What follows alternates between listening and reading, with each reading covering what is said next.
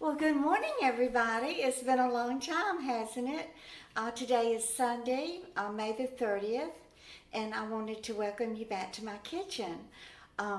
First of all, I want to thank all of you for the wonderful well wishes and the thoughts and prayers that you've been giving to me throughout this past week. I did upload the video on Tuesday telling you that I was sick with the asthmatic bronchitis, and that video has gotten almost 11,000 views, and at least that many or more prayers for me. And I just want to let you know that the prayers are working. My lungs are clear. I can get air down into my diaphragm, and it feels so good to be oxygenated again. This morning I'm hungry, and I got a hankering for some biscuits and homemade sausage gravy. Some people call it sawmill gravy, but in my book it's just plain old sausage gravy. So let's get busy. We're going to make the homemade biscuits first, and I am making them from scratch using all-purpose flour, and then we will fry up some sausage and add some flour to that and make our gravy. So let's get busy. I am in my old stained blue robe. This reminds me of my grandma and my mama and my sisters on a Sunday morning cooking breakfast before church. So let's get busy, and I will give you the ingredients for the biscuits. I went ahead and measured everything out last night so that I could get an early start. So we want 3 cups of all-purpose flour. And what I want to do is sift all of these ingredients together. Okay, so I just got my cup here for quick and easy measuring. That's 1. You can use self-rising if you have it, but I usually just have all-purpose in my pantry, and so that's what I use. It doesn't have to be perfect, it just has to be good enough. Okay, so that's 3 cups of the flour. And then to this I'm going to add a teaspoon of salt. Here we go, my salt. And then this is my baking powder, and it's a tablespoon of baking powder. And let's just kind of sift all of these ingredients together. The reason I like to sift it is because it just makes lighter and fluffier biscuits. And then to this I want to add 6 tablespoons of Crisco. I just purchased the block of Crisco because it makes life a little bit easier. You just want to kind of blend the Crisco in here until the mixture resembles cornmeal-like texture. But anyway, I was just thinking this morning how the times that I used to go visit my sister Bobby in Mississippi, she would always get up early on Sunday morning, about 6 o'clock actually, and she would go into the kitchen in her old stained robe. Even though it was clean, y'all, it would have stains all over it from all of the meals that she would cook on a Sunday morning. She would go in there and put on some pink-eye purple hull peas that she had picked and shelled and had in her freezer, and put on some collard greens and cut up a chicken and fry it, and just do all of these things early in the morning before anybody else even got out of bed and started on their Sunday morning. She has always taught children's Sunday school there at the First Baptist Church in Lumberton. And so she would, after she got her dinner to go, and she would sit there at her counter in the kitchen and study her Sunday school lesson and get everything ready for her Sunday school class. So here's my mixture with the flour and the Crisco. Now I'm going to make a little well, and then we will start pouring in the milk. And it's probably going to take a cup, maybe a little bit more, about 1 1/8 cups of milk. So let me get my fingers in here and get this all mixed up nice. I'm going to get my pastry mat out so that I can knead it and make a nice ball. Okay, so the dough was a little dry after the 1 cup, so I added about an eighth of a cup, I would surmise. So let me go ahead and turn it out onto my pastry mat and knead it. And you can roll it out if you want to, if you have a biscuit cutter and you want to cut your biscuits, but I don't. I just have always rolled my biscuits by hand. I love using my hands when I cook. To me, that's just adding love into your food, and there's nothing better than a home-cooked meal made by hand with love. So you just want to knead it, and it's going to be a little sticky, but just continue to sprinkle a little flour on it and add a little flour to your fingertips.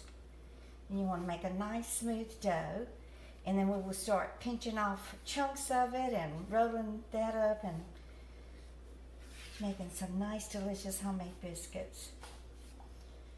How many of y'all remember your mama and your grandma and maybe even your great-grandma being in the kitchen early in the morning, getting dinner ready for the day? Back in the day when everybody had farms and big vegetable gardens and they had to get out and work on the farm, everything had to be done early in the morning, because after working on the farm all day out in the heat and in the elements and everything, you sure didn't feel like having to cook dinner when you came home. I don't know about y'all, but when my mama would cook, everybody, my sister, my mama, all of my relatives that I remember, they would cook the meal and then just leave it sitting on the stove all day. And then people would come in, and whenever they were hungry, they would get them a plate and just, put the food on the plate and sit down and eat. There was never any refrigerating that dinner. It was all eat up before it ever saw the inside of a refrigerator. Okay, so I'm just going to use this rectangle pan. It would be better if you have a round biscuit pan, because the biscuits should be rolled up and placed in the pan with the sides touching. But you just pinch off a nice chunk, and then you just use your fingers, and you just, use your thumb and roll and roll and roll until it feels nice and smooth. You just got your nice little biscuit all rolled up nice and smooth on top. That one's kind of small, so I may pull off a little bit more next time. Let me get me a little bit of flour here. So you just pull you off another chunk, and you just keep rolling. And you do, like I said, you do want the biscuit sides touching. Okay, so I was able to get 10 biscuits out of here. So what I want to do is put some flour on the back of my knuckles, and then I'm going to press the biscuits down. And like I said before, I want the sides to be touching. So you just press them down like that, and that way they will be touching. There we go. And then we're going to put some oil on top of them. Stick them in this oven, probably about 20 minutes. Like I said, I did preheat it to 425. And if you don't press them down, you're going to have some big, humongous biscuits that probably won't be cooked too well on the inside. So you definitely want to press them down with your knuckles. They're not uniform. They're not all the same size, and that's okay. Your stomach ain't going to know the difference, is it? So I want to add some oil to the top. You could add butter, whatever. When I worked for W.T. Grant's, my first job out of high school, there was a lady there. Y'all, her name was Mrs. Kitchen. Have you ever heard that name before? Kitchen for her last name? I don't think I have. She, whenever we would have some type of gathering, a holiday or something like that, and everybody would bring their favorite dish, she would always make these big biscuits, and they would be so moist and delicious. She actually dipped them in oil. She took the whole biscuit and dipped it in oil and then baked it. Mrs. Kitchen sure could turn out some good biscuits in her kitchen. I'm going to pop these in the oven for 20 minutes. And while they're baking, we're going to make the sausage gravy. Okay, so I'm going to use my cast iron skillet for the sausage gravy. This was actually the little sausage patties, which I had bought thinking that I was going to make sausage biscuits or something like that. Usually I buy it in the 1 pound round package, but anyway, I just took the little sausage patties and kind of crumbled them up a little bit. So we want to go ahead and brown this up nicely. And then to this we will add, we'll start with about 2 tablespoons flour. We want to make a nice roux. We want to break this up nicely because you do want your sausage kind of crumbly in your gravy.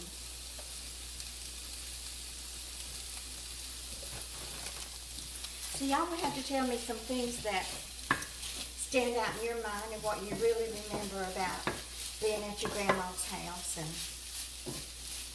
watching her cook and all the different types of meals that she cooked. I'm mainly interested more in learning about the types of breakfast that you remember that your grandmother's cooked. I don't remember Mama. Trying to think, I really didn't stay with my grandmother that much. Now, I didn't have a maternal grandmother because Dort's mother died when she was 6 years old, and then her father passed away when she was 10. And she was brought up by, going from one sister to another sister to another sister. So I really never had that experience with a maternal grandmother. But my father's mother, her name was Hetty Hargrove. Her maiden name was Williamson. She was part Native American. I do remember going there, and it seems to me like she would cook, always, would have grits on the table for breakfast. And then she would cook. She would make her biscuits and then fry up some eggs. I don't remember having a lot of scrambled eggs for breakfast, but I know my mama would always make Daddy. She would prepare his lunch for him before he would go to work at the Gulf Oil refinery there in Purvis, Mississippi. And she would always make him a lunch meat sandwich, and then she would scramble an egg and make him an egg sandwich. And that's what he would take for his lunch every day. And for his goodie treat, he always had these orange slices. I never could stand those things, y'all. I don't know why. I mean, I would, taste of his orange slices and eat one every now and then, but we just never had. I never even cared for candy much. Every now and then when I would go to the Rexall drugstore there in Lumberton, they would have those Elmer's gold eggs. They were a quarter a piece, and that's usually the candy that I would buy if I had a quarter. They probably were even a dime back in the 50s. I don't remember. I mean, you could go see a movie for a dime, so I can't imagine paying a quarter for an Elmer's chocolate egg, but maybe I did. We would go to that old Apex Theater there in Lumberton, and it's right across the street from where the old Rexall drugstore was. I can't remember the name of the pharmacist and his wife who owned the Rexall drugstore. My friend Phyllis, who watches my channel, we've been friends since high school there in Lumberton. I know you remember their names. They probably lived there in Lumberton, not too far from where you live and grew up. But the pharmacist, it was their business, and his wife, she worked the cashier, and it was just the two of them that I can remember. We would go there for our Rexall. It was all Rexall name brand back then. That was a very popular and well-respected name. I reckon it still is. I've noticed that the Rexall name brand is now sold in Dollar General. So you want to get a nice brown on your crumbled up sausage. And then to this, we're going to start with 2 tablespoons flour. I'm not really sure how much gravy I want to make. But we'll start with 2 tablespoons of flour. We can always add more. I want it brown just a little bit more. I like it nice and crumbly and brown. But next to the Rexall drugstore, I mean, you talk about good placement for a drugstore to get your business to fill a prescription. It was right next door to Dr. Dale's office. You know, those old buildings are still there. Wilmington hasn't grown a bit since I grew up there. In fact, I think it has shrunk. There's just no business there much anymore. Okay, so this looks like it's brown enough for me. So I'm going to go ahead and sprinkle in my 2 tablespoons flour. And then we just want to kind of blend this all together, and I'm going to throw in about 1 tablespoon of Crisco. You can use lard or butter, but you need some more fat in there to make your gravy. It's probably going to take 2 cups of milk. So you just want to start pouring your milk in very slowly, and then incorporate it into your sausage and your flour. Add in my other cup of milk. Now y'all, if you have it, go ahead and use whole milk, because it will make your gravy a lot richer and a lot more delicious.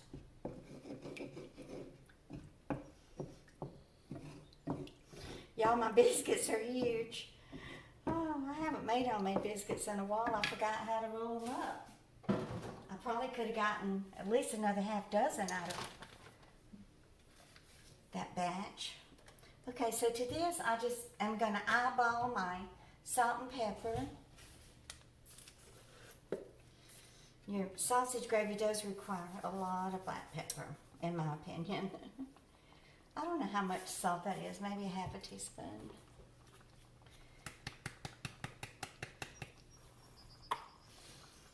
Black pepper ain't black pepper unless you can see it, right? To this, I am going to add my splash of my secret ingredient, my Lee and Perrins Worcestershire Sauce. As old Justin Wilson used to call it, Lee and Perrins. Y'all remember him, I know, from back in the day. He was a pioneer chef, TV chef, one of the original ones. So this is about it, y'all. You know, this is going to be the gravy, and you want it nice and thick whenever you slather it over your biscuits. So I'm just going to put it on low and let it simmer while I wait for these biscuits to brown. So my biscuits are ready. It did end up taking,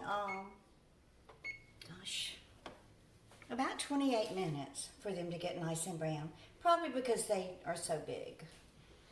They sure smell delicious, y'all. I'm dying to cut into it and slather on my sausage gravy and take a big bite of them. Okay, I'm probably going to need a spoon. A big one, too. Okay, so all you want to do is just ladle your sausage gravy right on top of your biscuits that I cut open. There's a lot of sausage in this gravy, so I probably should have used 3 tablespoons flour and 3 cups milk. I thought, well, do I need some grits to go with this, or eggs, or... Oh, no, this is plenty. I don't need anything else.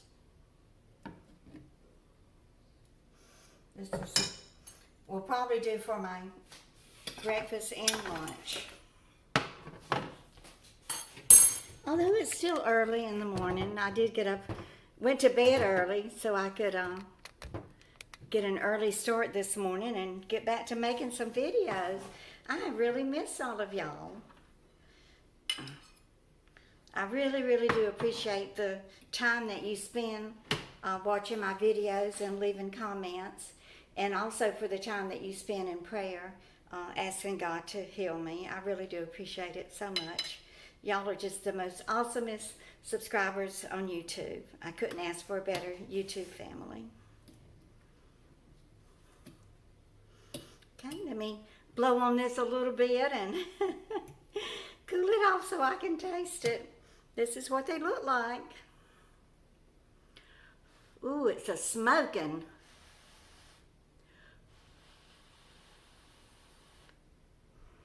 They smell good. That little splash of Lee and Perrin's Worcestershire sauce, that just brings out the flavor in everything. It just takes the flavor up a notch.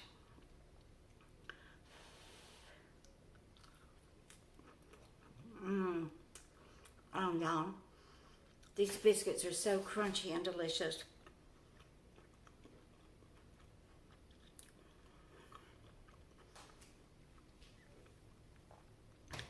So I will leave the recipe in the description below the video. Let me take one more bite.